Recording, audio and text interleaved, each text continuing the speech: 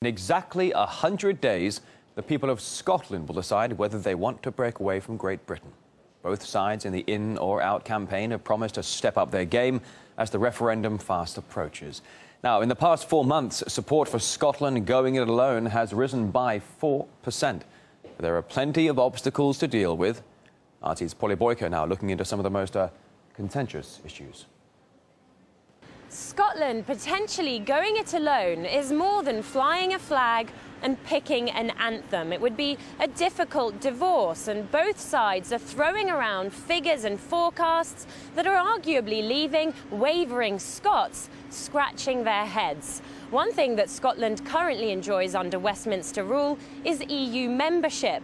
But the President of the European Commission, José Manuel Barroso, has said that it would be extremely difficult, if not impossible, for an independent Scotland to join his club.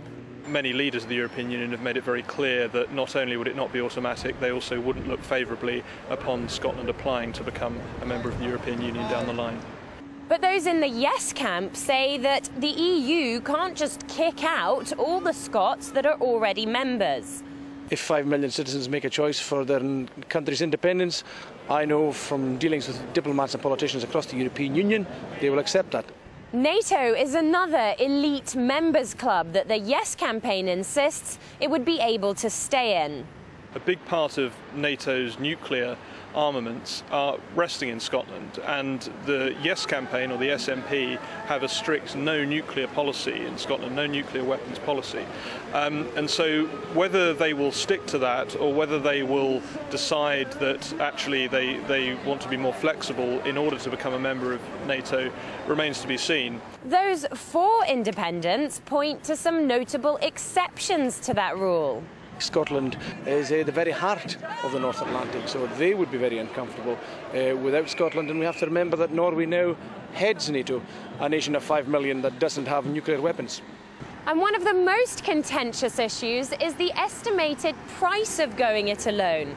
UK Treasury analysis puts Scotland's start-up costs at £1.5 billion. That figure has been rubbished by Scottish National Party leader Alex Salmond, although he's staying tight-lipped about what he thinks it would cost. So with just 100 days to go, it seems that there is just one undisputable fact, and that's that neither side knows what's going to happen. If the Yes camp does win, and bear in mind it's lagging behind in the polls at the moment, well then both sides will have to enter complicated negotiations that could take many years to settle.